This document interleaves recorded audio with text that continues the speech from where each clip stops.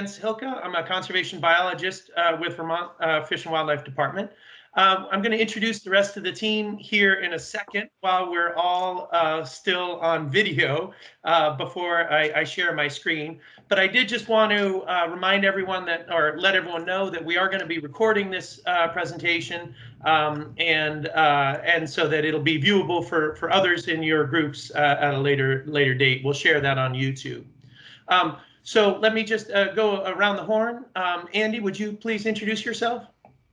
Good morning, everybody. I'm Andy Wood, Conservation Planning Specialist at Vermont Fish and Wildlife Department, and I'm calling in from Montpelier today. Great. Eric? Hi, I'm Eric Sorensen. I'm an ecologist with Vermont Fish and Wildlife Department, and excited to sort of be here with you all today. And Noel? Noel Dodge, Vermont Fish and wildlife biologist, regulatory review biologist. Usually out of Barrie. Today I'm actually in the field, so remote location I'm transmitting from today. Thanks. Great. Thanks, everybody. Okay, so I'm going to go ahead and share my screen. If everyone else would turn off their webcams, please, just to save bandwidth, and also mute your lines, that would be great. And here we go. All right. Please let me know, Arandy, if you cannot see my screen. Great. So this morning we want to talk about Vermont conservation design for ecological consultants. And the team just introduced themselves. I'm Jens Hilke, and then we'll hear from Andy Wood, and then we'll hear from Eric and Noel. Just a little bit of housekeeping before we dive into other stuff. You've already passed the first test, and that is getting on this webinar. We're hosting this on Microsoft Teams, so thank you so much for overcoming that first hurdle. There is a control bar for Teams that you seem to have already familiarized yourselves with. But again, just wanted to review. Please keep your video off during the webinar, and please keep your microphones muted. And there is a chat function that we will that you can use. You can chat a question during somebody's presentation or during a question and answer period. But feel free to use the chat function during the presentation. There are going to be, and so just make sure you hit that the airplane, the paper airplane symbol to actually send the message. Now, there are going to be a few different breaks over the course of the presentation. The presentation is divided up into 4 different sections. And so in between each section, we're going to pause. There's going to be a little box like this, and we're going to pause and ask for questions. At that time, somebody's going to read the any of the questions that might be on the chat function. And after that, you're welcome to unmute your mic and ask your question in person. But probably safer to get it on the chat. All right. So with that, let's dive in. So I think I just wanted to begin by telling you a little bit about where we're coming from. At the Vermont Fish and Wildlife Department, we believe in the conservation of fish, wildlife, plants, and their habitats for the people of Vermont. And that's a huge mission, and it takes us in a lot of different directions. It takes us into different types of conservation. Yes, we're working with individual species of fish and wildlife and plants, but we're also dealing with non-game species and smaller species, invertebrates that many of you all work with. And we're also working at the scale of habitats and natural communities. We're actually trying to conserve at the coarsest scale possible in the age of trying to find some efficiencies in our work. And we'll talk more about what that means coming up. But this mission is really broad and takes us in a lot of different directions. Our mission also takes us into working with a variety of different constituencies. So hunters, trappers, anglers, yes, that's part of who we serve, but we're also working with individual landowners. Andy and I work in the Community Wildlife Program and work exclusively with Vermont municipalities and regional planning commissions. The department is also working with wildlife watchers and really keen to involve future generations. So this mission of ours is broad and takes us into a variety of types of conservation and serving a lot of different constituents.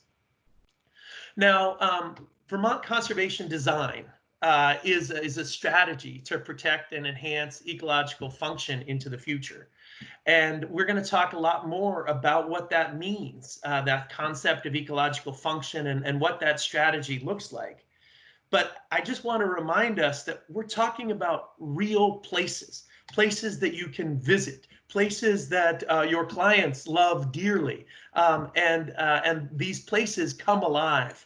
But Vermont conservation design allows you to see those places in a different context, in that larger ecological context. And so I'd say that's one of the most important pieces here of what Vermont conservation design offers you, is seeing that larger context, these real places, but in a much larger context. Now, Vermont conservation design is shown on the BioFinder website, and Andy's going to talk a lot more about the BioFinder website and how to access Vermont conservation design data. BioFinder was first started in 2012. We're on our third version of BioFinder. The underlying data, Vermont conservation design, we're in the third phase of developing that work. And numerous partners have been involved in developing VCD, Vermont conservation design, and BioFinder over the years. This has been very much a team effort. It's a public-private partnership. Some of you on the phone have been involved in the development of this work, and there are numerous partners that have been involved. So we're incredibly thankful for all the help and support of this communal effort. It's really a blueprint for what conservation can look like into the future. Now, one of the reasons we've really spent so much effort on Vermont conservation design is just because of how much is in Vermont, how much biological diversity there is. We estimate that there's somewhere between 24 and 43,000 species. And so there's this incredible rich biological diversity here. But we don't know much about most of those species. And so in this balancing act between conserving what we've got and appropriate development, there are a lot of unknowns that need to check our progress moving forward. And so we just need to be aware of how little is known about the vast majority of what's out there. And from the department standpoint, to be facing 43,000 species, it's really inefficient to be working one by one. And so I had said earlier that we're trying to conserve at the coarsest scale possible. Well, that really takes us into this coarse filter methodology.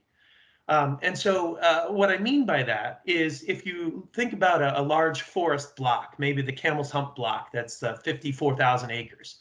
If we conserve that block, and by conserve, I'm really talking about all the tools in the conservation toolbox, from working with willing landowners to land use planning to, yes, regulatory tools.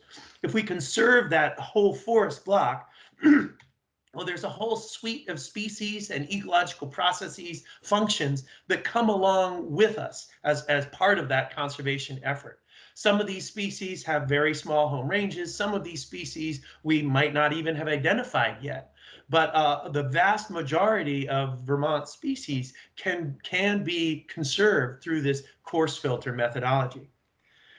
It's also true that some species are going to fall through those cracks. And so we're going to continue to need to work one by one on some species. No map of forest cover is going to tell us where the bumblebees are in Vermont. And so that's just one example of a species that we can't adequately capture through this coarse filter methodology. I think another thing that VCD is going to offer you is adding value to your clients. I think it's a next level resource in the screening, working during feasibility analyses or alternatives analysis. I think this is going to help you with assistance in siting projects, really moving beyond that parcel level analysis. Again, I think the ecological context is what's going to add the most value for you and your clients here. It's also going to help anticipate resource issues. What are the regulators going to be thinking when they're looking at this? And you can get a sense of what's coming your way. Okay, so Vermont conservation design is a network of lands and waters that have been selected to maintain an ecologically functional landscape into the future. Basically, what we're looking for is to maintain this landscape. We want to keep it intact, we want to keep it connected, and we want to keep it diverse. So Vermont conservation design, it's a set of coarse filter features. It's a selection of habitat blocks and surface waters and riparian areas and other features. And together, this network offers a real high, we think there's a high confidence that we'll be able to maintain biological diversity and ecological processes.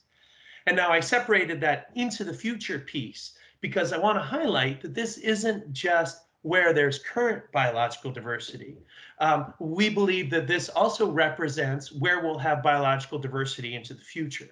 We'll briefly mention this concept of physical landscape diversity as a way of capturing that into the future piece.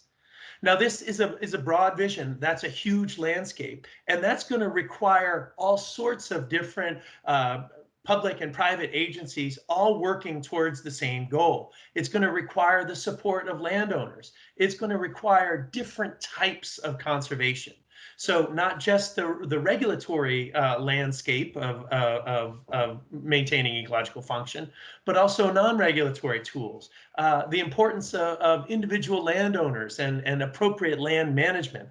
All of these different types of conservation need to work together to make this vision of a functional landscape a reality. So that's an important piece in the implementation. I also just want to be clear that this isn't just sustaining biological diversity. When we work to conserve this landscape, we get other benefits. We get the opportunities for outdoor recreation, for clean water, rural character, working farms and forests, and the ecological services that nature provides. So this vision is really not just about maintaining biological diversity, it's about keeping Vermont. So that's just a quick introduction to what we're talking about today. So this is our first break for questions. So are there any questions from the chat that have come up so far? So Jens, this is Andy. It looks like a couple folks are having trouble using the chat function from their PCs. So there's nothing in the chat right now, but if there are folks in the audience who would like to unmute and ask their question directly, we'll just go ahead and do it that way.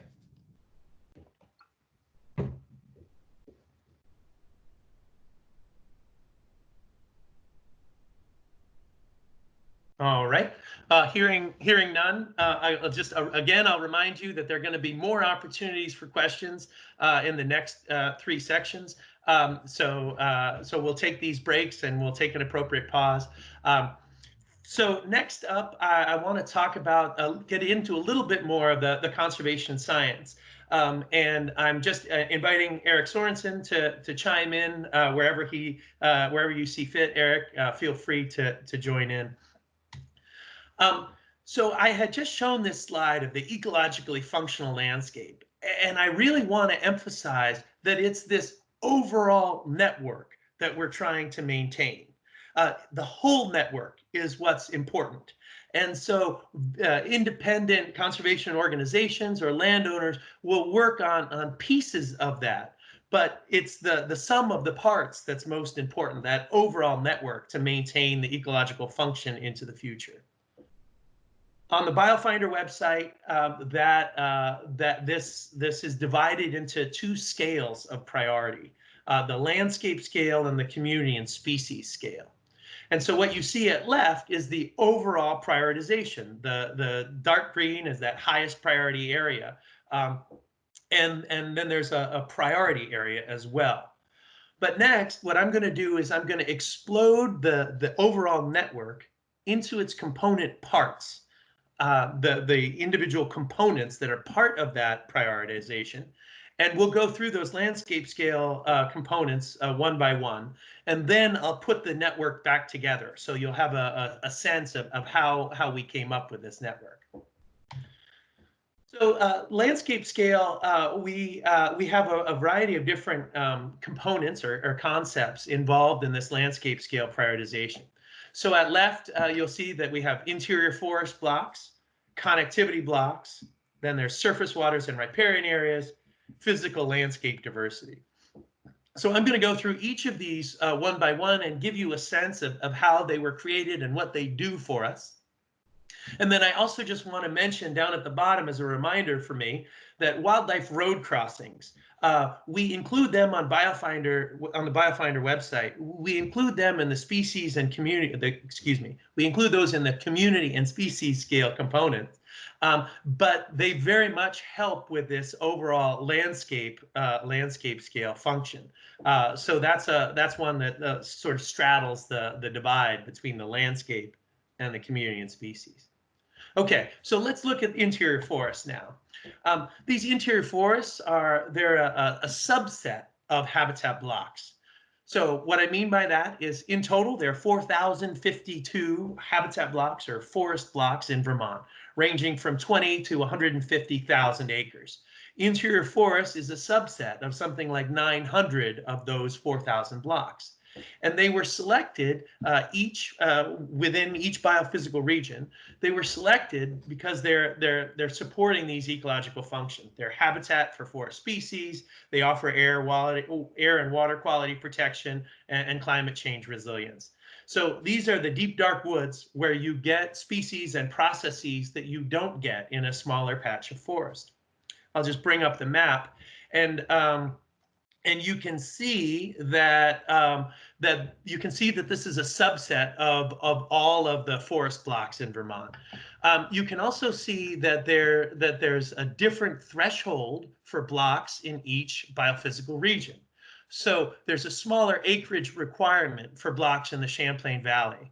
That's a place where we have more biological diversity and yet smaller forest blocks. So the threshold for what it takes to be an interior forest block in the Champlain Valley is a lower acreage than along the spine of the Greens in the Piedmont or in the Northeast Kingdom. So it's a subset of blocks chosen within each biophysical region for delivering these deep forest species and functions. Now, you'll notice that this is not necessarily a connected pattern, right? Where my pointer is just shows you that the blocks were really selected independently based on their ability to deliver these forest conditions. Okay, so that's one component. It's one subset of habitat blocks. Connectivity blocks is another subset of the 4,052 habitat blocks that are in Vermont. And this subset of blocks is really was selected to deliver this function of wildlife movement and dispersal, again, climate resilience in the extent that it allows for that wildlife movement, and similarly allows for genetic exchange between populations. I'll just bring up this map, and you can see that this does offer a connected pattern. That same location I was looking at before, there is a selection of blocks here. Now, in some cases, these are the same blocks that were selected for interior forest values, but that's not always the case. I also just want to flag that connectivity blocks were selected not just independently, but with the surface water and riparian area network in mind, as well as where there was diversity in the physical landscape. Some of these chains, these links out into the middle of the Champlain Valley really require the conservation in the surface water and riparian area network, as well as in just these connectivity blocks. So again, it's the overall network that where we need to maintain that ecological function. This is just the selection of the forest blocks. That's the real backbone of this network of forest connectivity. All right, so The surface water and riparian area networks, the functions here are first and foremost aquatic habitats and biota, as well as wildlife habitat and corridors on the terrestrial side, floodwater storage, shoreline and water quality protection. This map is a little difficult to see the full extent of the network, but it really is every stream, river, lake, pond, wetland in Vermont that's part of this surface water and riparian area network. Now, unlike the others, this includes one portion of this network. It is modeled. It includes a land type association, the Valley Bottom LTA. And so this is a more expansive area than what you'll see in some of the other data sets like river corridors or the FEMA floodplain. So it is a model, and so it includes, pretty much wall to wall of the floodplain. So it's quite an expansive model, but we're trying to convey the consciousness of that everything in that surface water and riparian area network is important for maintaining ecological function. Some of those areas have been developed. And so you'll see when we get into the weeds of this data set in BioFinder, you'll see that there's a distinction between the highest priority area and the priority area based on the amount of development that's happened. Riparian wildlife connectivity. This is a subset of the overall surface water and riparian area network. Its function, we're looking for, maintaining wildlife corridors, i.e. the riparian piece of that surface water network, as well as habitat for specialist species like mink, otter, beaver, wood turtle, and water quality protection. I'll just show you the map of the comparison. At right is the total surface water and riparian area network. I'm on the border of Shelburne to the south and South Burlington to the north. And so you can see the, just how expansive that network is. You'll see that there's a darker blue for the highest priority of the surface water and a slightly lighter blue for the more for the developed areas. At left, by contrast, is the riparian wildlife connectivity network. And so you'll see that it is a much smaller area. And this is the area that is actually in natural cover. So all developed lands and agricultural lands have been erased from the surface water and riparian area network to deliver this riparian wildlife connectivity data set. Now, the last piece of this landscape scale prioritization is physical landscape diversity, and we added another one, physical landscape blocks. Together, these two offer these ecological functions: diverse bedrock, soils, elevations, landforms. These are the places where there is biological diversity today and into the future. And so this helps deliver climate change resilience and protecting biological diversity into the future. There's a lot to say, and I'm not going to get into the weeds of physical landscape diversity today. In a later segment of this webinar, Andy's going to show you how to bring up the component abstracts. And so I would really encourage you to learn more about the physical landscape diversity analysis. We're incredibly proud of the work that's come out here. And it's much more detailed, specific to Vermont than other products that are available. Okay, so those are the landscape scale priorities. Then there are also community and species scale components. Those are natural communities, aquatic habitats, that's both rivers and streams and lakes and ponds, rare and uncommon species, wildlife road crossings, wetlands, vernal pools, wetlands, and caves and mines. That feature is not mapped because of the danger to our bat population. But some of these components are well mapped. But these show the natural communities at left that we know about, that we know are highest priority and priority. And then in the center, you can see the selection of aquatic habitats. These are places we want to call out above and beyond the surface water and riparian area network. And then at right, the wetlands. But more than just what's mapped for current biological diversity, each of these components also includes goals on what unmapped features we're looking to conserve into the future. So we haven't mapped all the natural communities in Vermont, but we've set goals for which unmapped features would be included in the highest priority and the priority areas. The other piece of Vermont conservation design, while I'm on this topic of goal setting, is that we have a section called conservation targets. And the targets, are again goals for different management strategies. At left, you'll see the goals for young and old forest. At center, the goals for shrublands, and at right, the goals for grasslands. Now, these goals are spatially explicit in the extent that we know we want this much old forest and this much young forest somewhere within the network in each biophysical region. So what you're seeing in the two dark green maps at left, you're seeing the whole VCD network. And then the callouts show specific acreages of different goals that we want within that network for those different components, the young and old forests and the shrublands. For grasslands, we're showing entire biophysical regions, and we're setting focal areas for grasslands that we want certain acreages of grassland refuge somewhere within that biophysical region. A lot of that area is likely going to be outside of the dark green network. But we've done an extensive amount of goal setting. How much is enough for these different management strategies and these different community types that we know we need? So that is a brief introduction to the components, the pieces of the network that you now see on screen. And so you put all those together and you get the total Vermont Conservation Design Network.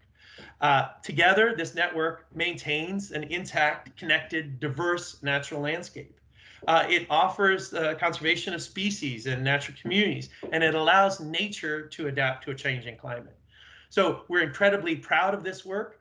It's going to take all hands on deck approach to reach this goal, but we think it's worth it.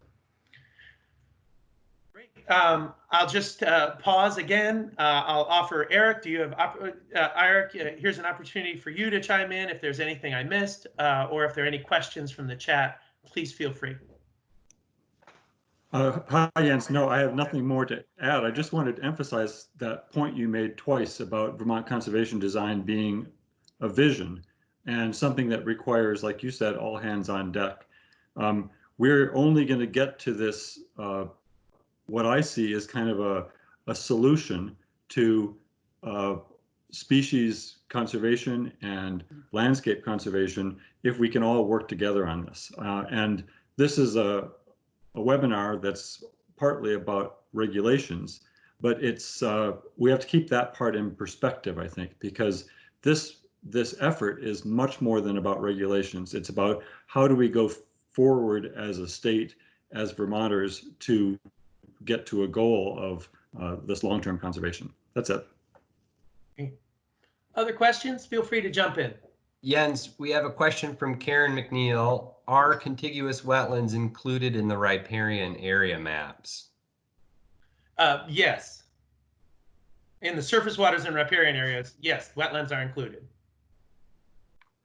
We also have a question from Kate that asks, you mentioned that you set goals. Quote, how much is enough? How did you set goals? Are they acreage numbers, number of different species? The goal setting is going to depend on the component. So for those conservation targets, yes, there are specific acreages that are associated. For some of the other components, the goals are going to look a little different. Eric, could you just explain quickly about some of the goals in the natural communities component, just as one example? Sure. We have 97 natural community types, and they're really variable in how they're distributed across the landscape, how rare they are, how common they are. And so the goal setting for that was to identify what we expect to be the number of occurrences of a particular natural community statewide, and then based on how rare it is, assign a percentage of that full full suite of that community type that should be conserved. So if it's very rare, 5 or 10 of them, all of those should be conserved. If it's something that's relatively common in the state, we need a smaller subset distributed well across the state. Great. Any other questions at this time? Hi, this is Carla. I can't find my chat box here. So I'll just speak up.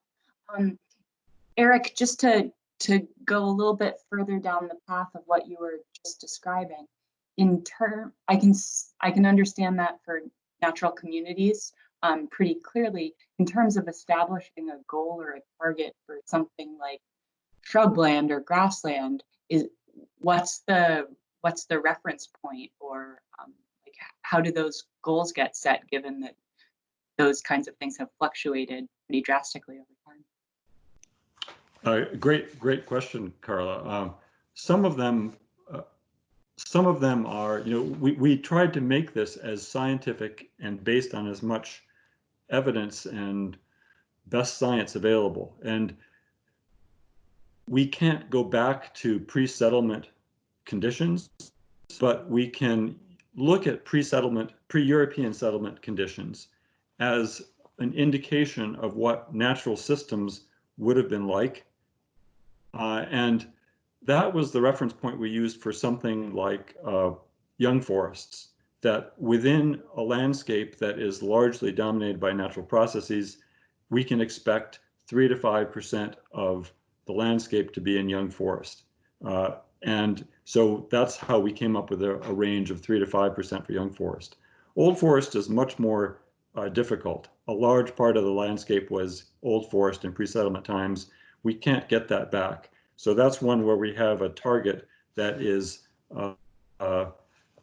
based on when we think we can get a lot of the functions from old forests without being able to, we're not going back to the pre-settlement conditions. Grasslands is a really interesting one. We came up, there was a really smart group of folks from UVM and ANR and others that came up with some recommendations on how to get focus areas and the size of those focus areas needs to be in order to sustain grassland bird populations. So each one, there's pretty strong justification in the documents and on the BioFinder component abstracts. Great. Jens, we have a couple more questions here. Gianna asks, is there room for applying this tool in active restoration and riparian habitats rather than conservation of existing intact sites? How might you suggest this tool be used? I think there's absolutely room for that, and particularly in the surface water and riparian area network. And when you look at it, that distinction between the highest priority, which is more likely to be in natural cover or some sort of ag, versus the priority, which is going to have some level of development. Together, those are going to offer, by, I guess, a process of elimination, really, you're going to figure out where there are opportunities within that network for restoration. So I would encourage you to dig into that component abstract to learn more about the difference between the highest priority and the priority, because I think it will shed some light on where there are opportunities for restoration. I'll just add really quickly that any place we can restore riparian connectivity is amazing and is really helpful. But if you look at places like the Champlain Valley, where we still have some big blocks like Snake Mountain or Buck Mountain, and there are places there though where there are no block-to-block connections. And in the valley like that, identifying those places where there is not now contiguous or continuous riparian connectivity through natural vegetation, but where there's a wide floodplain, those are amazing opportunities to restore connectivity. Awesome. Thanks so much for that, Eric. That's great. Okay, we have a couple other questions here related to invasive species in natural communities. Gilman and Briggs folks ask, what did you consider regarding invasive species that impact so many natural communities? And then just somewhat related to that, I received a question by email. You mentioned unmapped areas such as natural communities that should be included or identified. Where can folks find that list? Go ahead. Great questions. The first one regarding invasive species. Invasive species aren't addressed specifically in Vermont conservation design. They are addressed in how we rank natural communities. So if we find an example of a natural community and it's overloaded with invasive species, we tend to give it a low rank because its ecological integrity is reduced by that. So the goal is to find good examples of all natural community types where invasive species aren't a problem. You know, for some communities that are very rare, and especially those on calcareous bedrock, we're going to have invasive species anyway. And so we just get the best examples we can. In terms of where those unidentified natural communities are, we have targets for how many examples we want of each natural community type by biophysical region. The fact that we can't identify all those shows that we haven't done all the inventory work we need to do. And we don't have a list of those where those other ones are yet. That's the goal of inventory, of continued inventory. Work that some of you do, work that Fish and Wildlife Department does, work that organizations like the Land Trust and the Nature Conservancy do. So the goal is to fill out those natural community examples that we haven't identified yet so that we have a better assortment of where they all are. I think that'll come up later in discussions about looking at some sites too. Great. Thanks so much for those questions. Again, please feel free to keep putting them in the chat function. I think just in the interest of time, we should hold any remaining questions until the next break or the break at the end. But again, feel free to keep putting those in the chat function or writing them down so you don't lose them. The next section, we're going to turn this over to Andy Wood to look at how you get at the VCD data through BioFinder. Okay, thanks very much, Jens.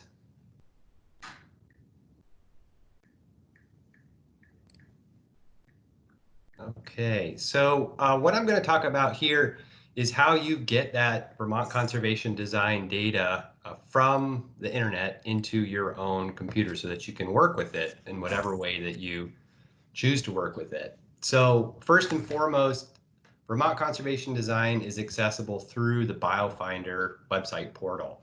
And the way you get to that is open up your internet browser of choice and type in biofinder.vermont.gov, and that'll bring you to the web page. From there, you're just one click away into this mapping portal. Andy, would you please turn on your webcam? Oh, yeah. Forgive me. Sorry about that.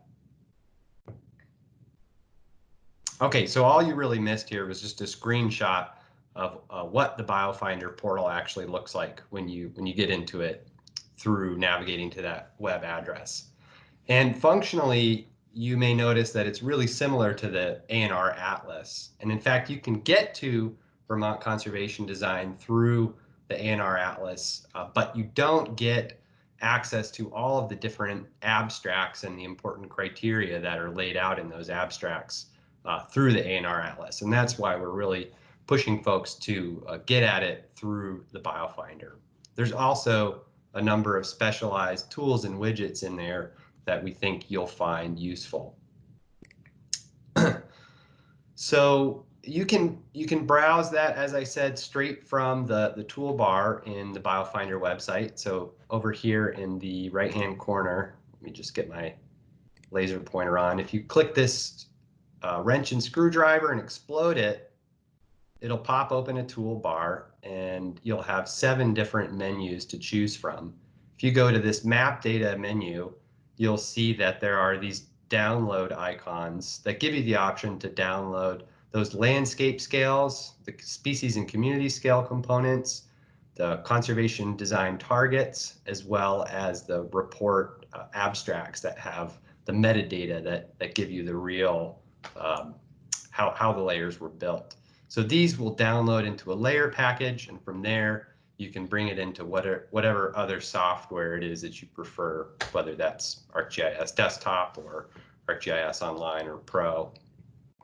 We are working on getting these layers loaded up to the VCGI Open Geodata portal. So we expect that will come in time, but for now, go to the BioFinder and get it that way. And then there are a number of tools in here that you can use to your advantage to work with the BioFinder data. So one workflow that we find particularly useful is the identify, export, and then re-upload of data of interest. So in this image that you're looking at here, I've selected an area on the landscape and picked up a natural community and a variety of wetlands. From there, I can then click this menu bar here and export the data into a variety of formats. So export to shapefile is especially useful, but I know there are some Excel wizards out there, so you have those options as well. And then from there, you can take that same data that you've exported and re-upload it back into BioFinder. And that gives you a bunch of other display and overlay options that will allow you to contrast different layers of interest to you. So that's something you can play around with. And I'll mention too that upload data function is a great way that you can take a shapefile of a study area or a project area and upload that into BioFinder and also do those same overlay options.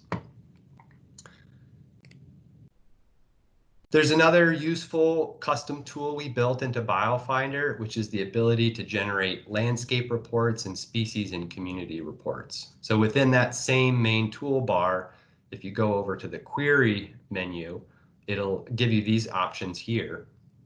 And from there, you can either upload a shapefile to find a particular area, or you can define it by drawing your own shape on the map. So if you don't have a shapefile handy, but generally where your project area is, you can do a quick and dirty shape to capture that spatial extent.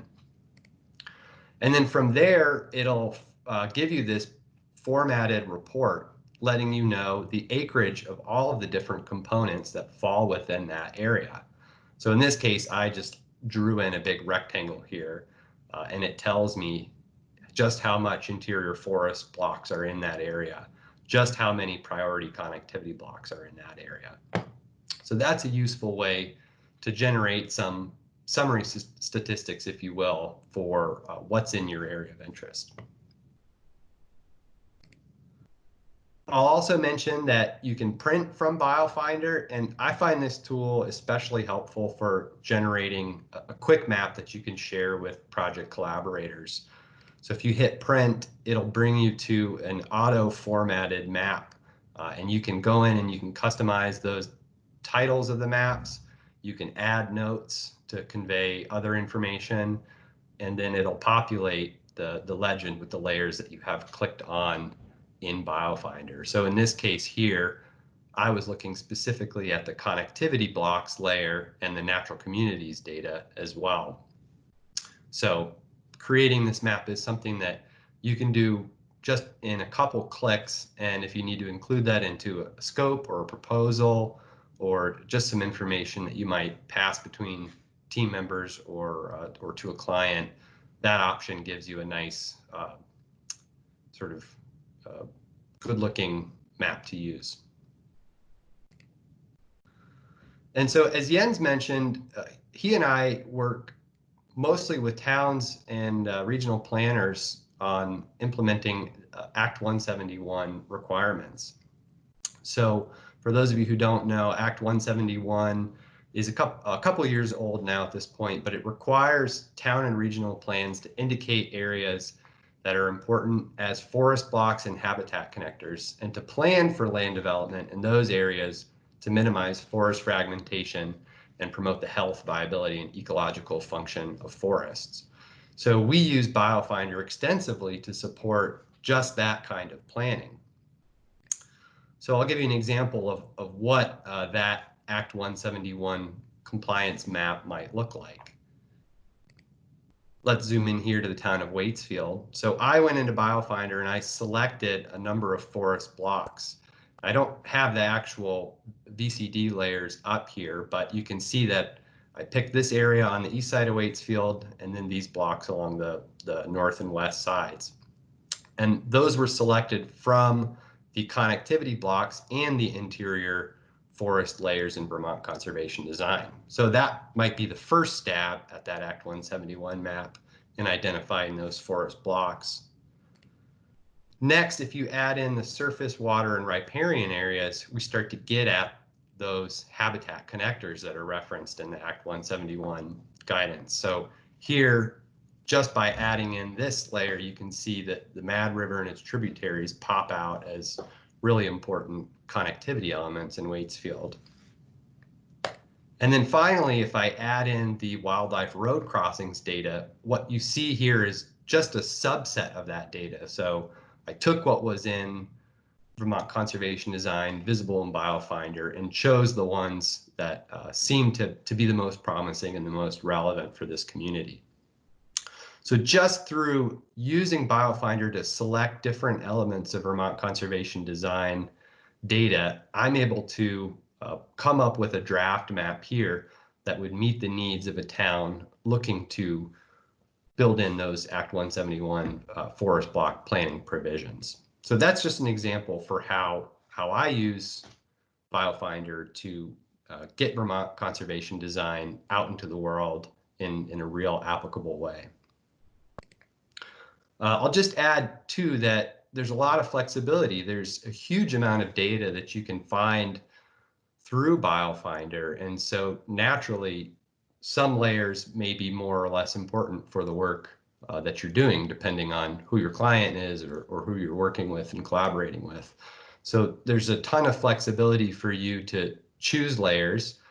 And I'll also note that as you work in different communities in Vermont, some layers are going to have more or less importance in that region. And for those of you who do this work, I'm sure you're all familiar with that. So there's a ton of flexibility, and I'd encourage you to get into the BioFinder portal, click around, play with it.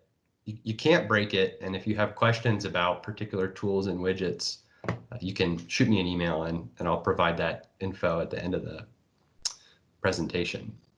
So we'll pause here, and if folks have other questions, Jens, maybe you can read them out or folks can ask them directly. Yeah, Andy, there's nothing in the chat function at this time. Okay.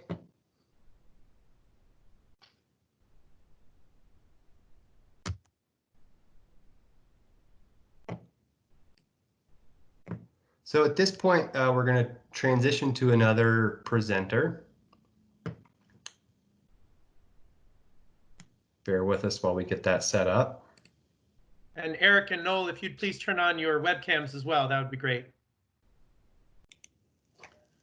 Working on it.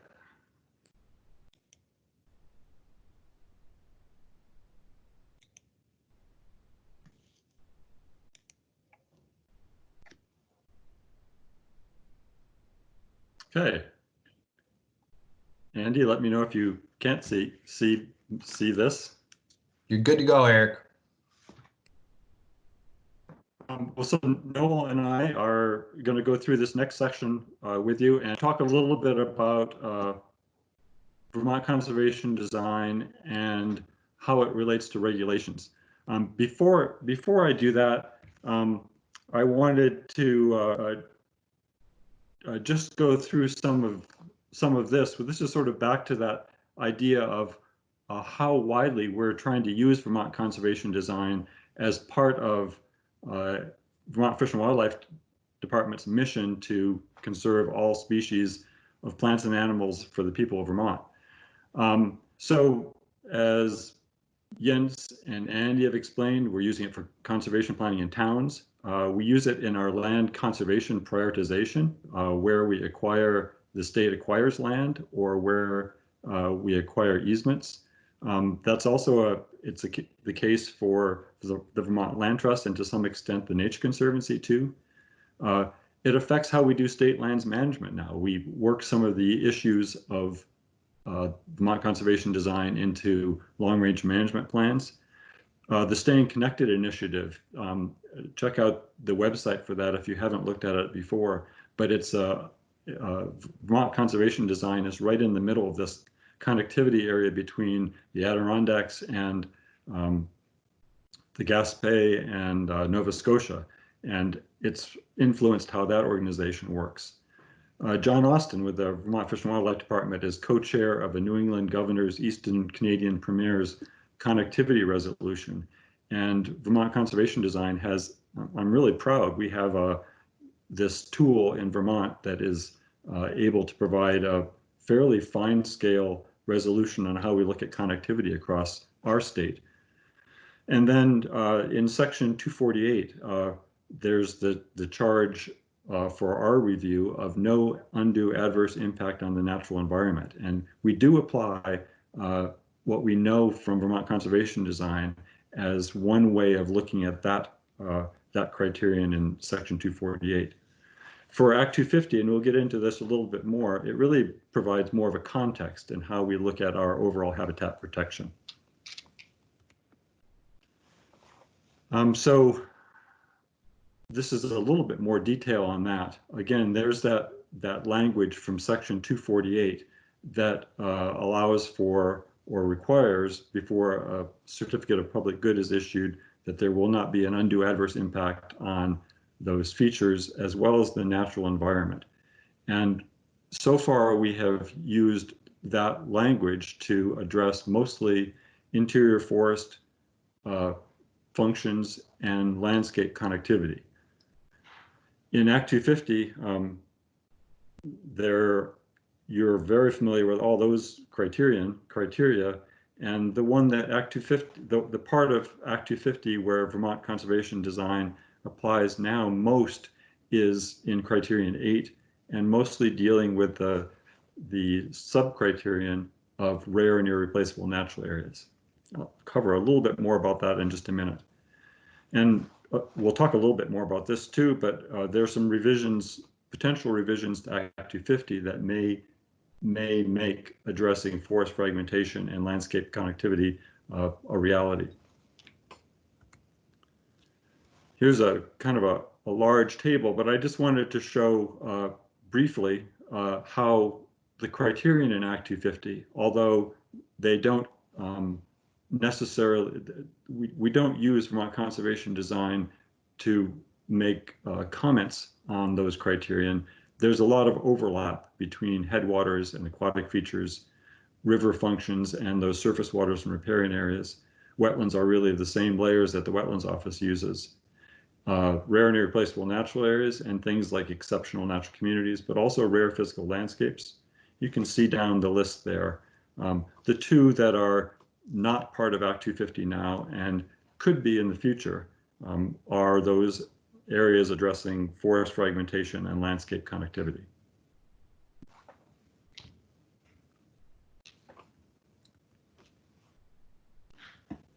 Noel, do you want to address these issues here?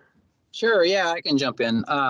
So because of where we're at in this presentation, I wanted to give kind of a background on sort of the order of operations. I do for the department all of the 248 reviews, so that's all the solar and telecom for the whole state. We do have other biologists who have different districts for Act 250. So there's a little bit of different coverage area there, but for the most part, this is sort of the overview of how we're going about doing project reviews. I put right at the top, sometimes pre-application screening by request. As busy as we all are in the review world, I always try to make time if we get pre-application questions on anything to try and clear up issues before we get further down the road, toward that, litigation area. So big thumbs up for that. Everybody that does that, thank you. Essentially, my work order begins with, Jens mentioned the landscape scale and then the wildlife scale. I really only look at the landscape scale because my initial review is all of our natural heritage layers. So, I'm looking at everything from the LIDAR surface to bedrock geology for rare plants. All these things sort of trigger a full review. So that's sort of where I start. I pretty much live in ArcMap. You can see my layers on the right. that's all a list of layers, and there's layers within those that I look at for every project to sort of get a sense of potential impact. But then as part of that review, that's when I turn to the VCD layers and the road crossing layers in particular. As Eric said, interior forest and the connectivity blocks, wildlife movement are really where the VCD shines for these reviews. And as it shows, I'll look through them, but I'm certainly not a VCD expert. Eric, I feel, is the architect. So he is who I usually go to if I flag something that, looks dubious, or maybe I have a question on, is this really an impact worth chasing down? So I just wanted to lay that out. And then additionally, the steps from there that I would sort of help collate concerns and relay those to the Office of Planning.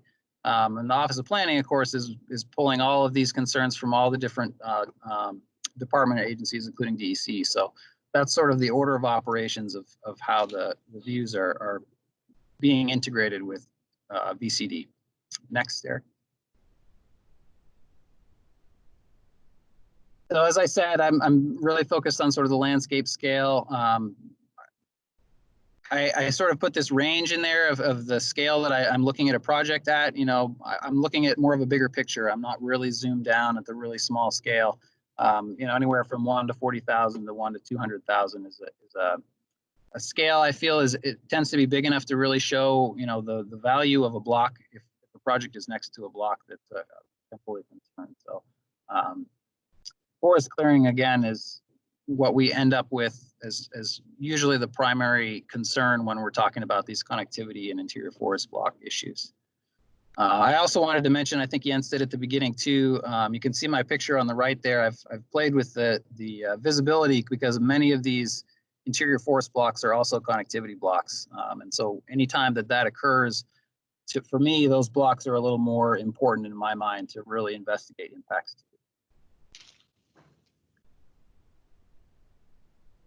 Next one, Eric. I just wanted to introduce what we're going to do here next. We have a series of kind of place studies, and we're not going to go into a lot of detail, and I think it's probably even better if we just kind of show you these places to give you a sense of what issues we would be looking at each place, and maybe they will generate questions, or mostly just to give you a sense of how we use Vermont conservation design when we're thinking about places. Noel, do you want to talk about this first one? Sure. This is just sort of a random example of more of an urban sort of a core area. Obviously, Essex Junction is very well developed out in some places. And so you can see in the image here that really what we're running into is not so much the forest block and the connectivity block layer, but definitely the riparian connectivity layers and the waterways. And the next slide has a slightly different map. This is a little further out. This is from my ARC map. So you can see really that those VCD layers follow the river pretty well in Essex, and they're not up on where all the development is. I liked this one zoomed out. The red is actually the physical diversity blocks. And then the yellowish up toward the top is just the connectivity block. And then the three sort of purplish blocks are interior forest and connectivity blocks. So you can see those are sort of outside, but they're still there. So that's sort of the scale that I start looking at when I'm looking at a project in this type of area. So here's a really different setting, Killington, not picking on that place in particular, but just to show a sort of a mountainous setting where we have large forest blocks. And in these areas, development tends to be around the ski area and residential development too. So here from the Biofinder site, purple is the interior forest blocks, the orange blocks are the connectivity blocks, and then the little orange lines are highest priority road crossings. So just to point out that the concerns here are how do we avoid fragmentation to the interior of the forest? Keep development towards the margins of those forests. Obviously, that's not possible with the ski areas that are already in there.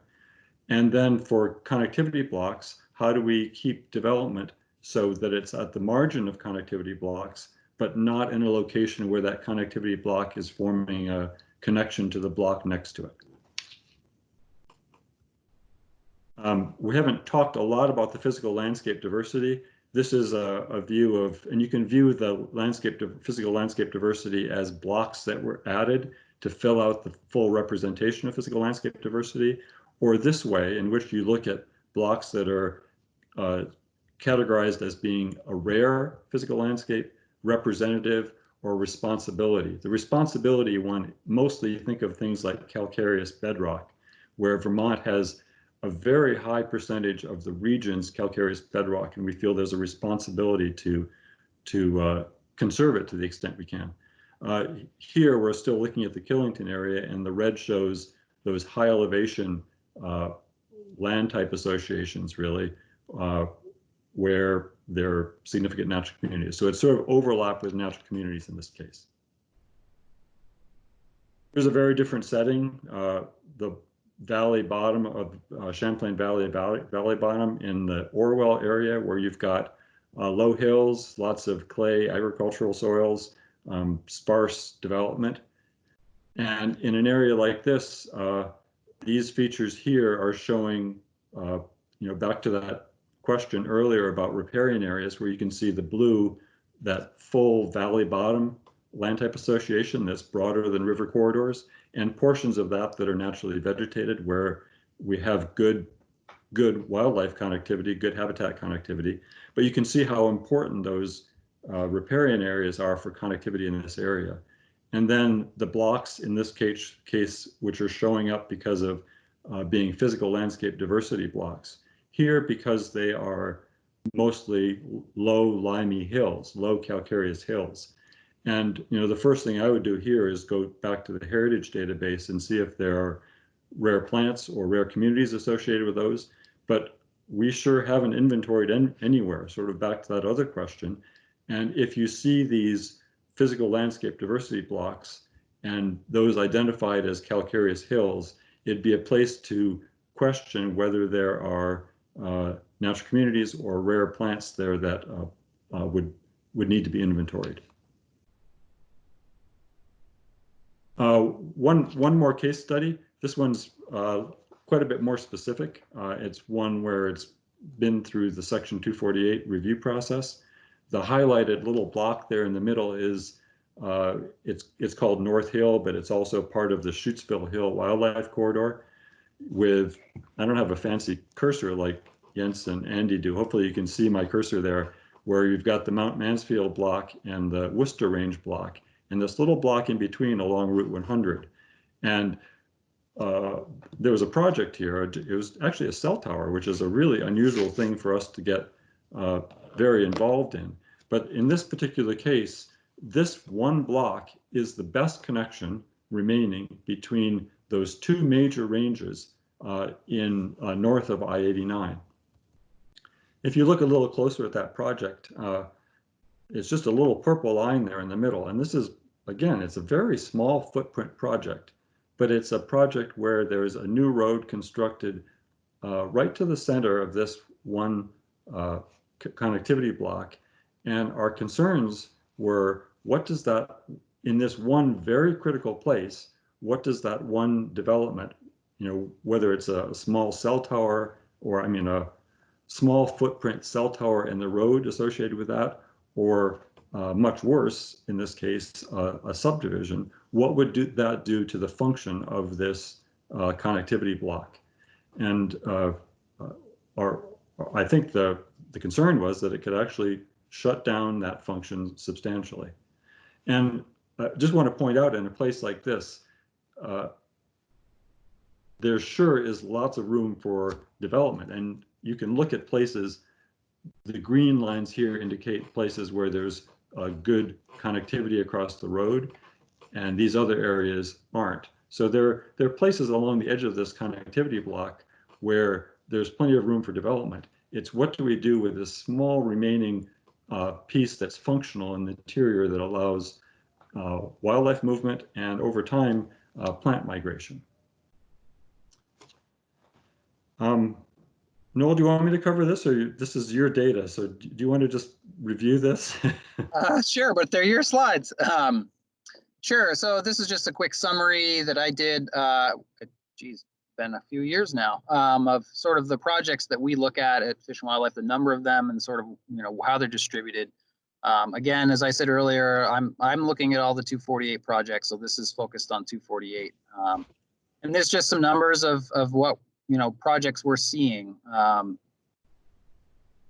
I guess you can read the slide, but there's a lot of solar projects, as you can see, 541 out of 602 energy projects. That's primarily what I've been dealing with. And then telecommunication towers are pretty prevalent too.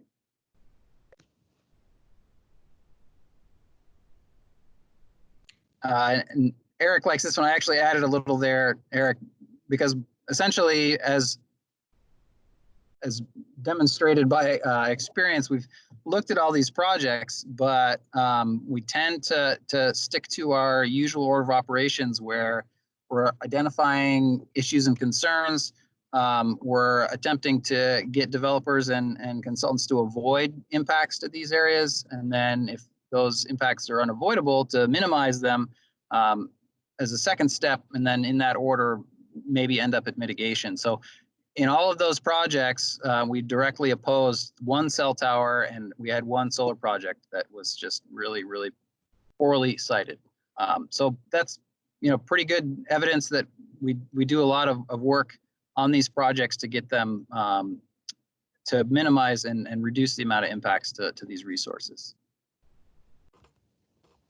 I just wanted to end this section with talking about some changes that are possible. And the Vermont legislature has been busy for a few years sort of looking at ways to update Act 250 so that, it's 50 years old, Act 250, and update it so it addresses some of the issues that are more relevant now, especially with climate change and changes in land use. And the one that's most relevant to this discussion is House Bill 926, which I hope I've got this right, has passed the House now, and it provides for a revision to Criterion 8, revising it to label it Ecosystem Protection, Scenic Beauty, and Historic Sites, and adds this Criterion 8C, which has to do with projects needing to show no undue adverse impact on forest blocks, connecting habitat, or rare and irreplaceable natural areas. And that would be a substantial change. And it's one that I think the Agency of Natural Resources and Vermont Fish and Wildlife is really behind. It would really change how we look at these. And I think that previous slide about review that Noel went through, we look at a lot of projects now, and again, the goal of being able to do this would be to sort out those few projects where there are impacts to interior forest or impacts to connecting habitat, and figure out ways to mitigate those impacts. There's a lot we don't know about how this would work or whether it will pass and be signed, but part of the process would be a rulemaking process led by the Natural Resources Board in consultation with the Agency of Natural Resources. Just wanted to mention that that's out there, and again, it's part of that toolbox that could address some high impact projects. And just wanted to end on this slide about Vermont conservation design and the vision of an ecologically functional landscape, and how that relates to a lot of what we do in Vermont. Maybe we recognize it even more during these strange COVID-19 times, where we have healthy forests, we have a healthy economy, and we have healthy communities that all sort of relay back to the natural environment to a large extent. That's it. I think we're all going to be here, and I'm going to turn it over to Jens and Andy to handle questions. Eric, Noel, thank you guys so much. There are a few questions on the 3 questions on the chat function that I'll read, and then I'll invite others to speak. I'll also just mention that there are a couple folks from A&R's Office of Planning on the line. Karen McNeil is present. So we can expand the scope of the conversation. But for now, let me just handle some specific questions. Noel, are the solar projects primarily ground mounted? The answer is yes. I think I've never commented on a roof mounted solar project, but there actually aren't very many of them overall. Great. And then relatedly, what were the reasons for denying the solar and telecommunications projects, those two that you talked about? Well, so I can talk about why we opposed them. We didn't deny them, the PC did. The telecommunication project is the one that Eric had up, the North Hill site. And the primary reason, I think Eric could probably expand on that more, but was the connectivity concern that he expressed in that slide. The solar project was a small solar project, and it was located in a significant natural community connectivity block and right on top of about 4 rare plant EOs. And there was just nowhere to move it, or nothing. There was just no way to even mitigate other than remove the project. So that was one that I didn't have any comment that there was any way I could see it moving forward. I'll just add to that North Hill site that was a Public Utility Commission decision to deny the project, and our argument, the agency's argument on that one, was that the project as proposed would result in an undue adverse impact on the natural environment because of its impact on landscape connectivity and forest fragmentation, and that there was an alternative of moving the tower down the hill slightly. Are there any incentives for solar siting on disturbed areas or on existing pavement or roofs? Yes. I think maybe Karen could expand on those if she wanted to, but there are incentives. I'm not completely fluent in them, but yes. Hi, it's Karen McNeil with the planning group. Section 248 net meter rule has siting incentives, siting adjusters that add to the financial payback of the project for projects that are sited at preferred sites, what are defined in the rule as preferred sites. And you can look at the rule 5.100 under section 248 to see how those preferred sites are defined. And those are reviewed periodically. Great, thank you, Karen. I don't see other questions on the chat. If folks do have questions, feel free to chat them or turn off your mic. We're happy to help.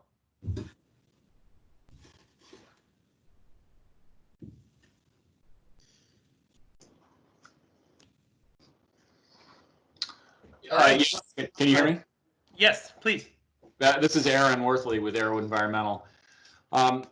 You started by talking about going beyond the parcel level, but so much of the work we do is at the parcel level. And one of the biggest struggles we have is understanding how to apply a concept like a forest block or a connectivity block at the parcel level, when the mapping that's been done for the BioFinder is done at a statewide scale. And we routinely find places where forest blocks cover residential development, or connectivity blocks, flow through parking lots and these sorts of things. And how do we sort of take the concept of forests or connectivity blocks and apply them at a parcel level when the mapping is not applicable?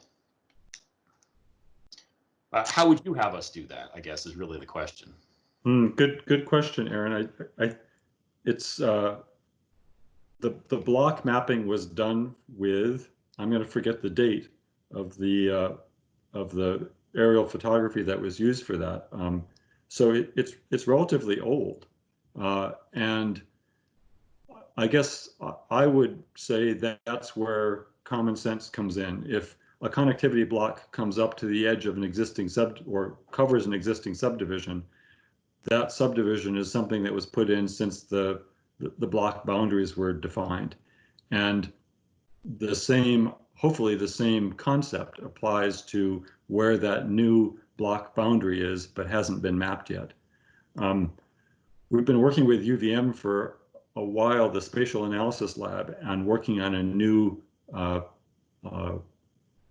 LiDAR-based forest cover map. And if that all goes well, the goal is to revisit the boundaries of forest blocks, habitat blocks, so that those issues are updated periodically as we have new data. But for now, I would just say, apply the concept of that forest block, whatever type it is, to the edge of an existing development. It's sort of like what you do with wetland mapping, that where NWI shows something that's more extensive than is actually there, and you'd go with what the existing boundary is. Well, thank you all so much for joining us. We really appreciate your time. Again, this webinar is recorded, and we'll put it on YouTube and have a link that's available to participants. Want to thank the presenters again. Thank you guys so much for your time. We really appreciate it. And have a great day, everybody.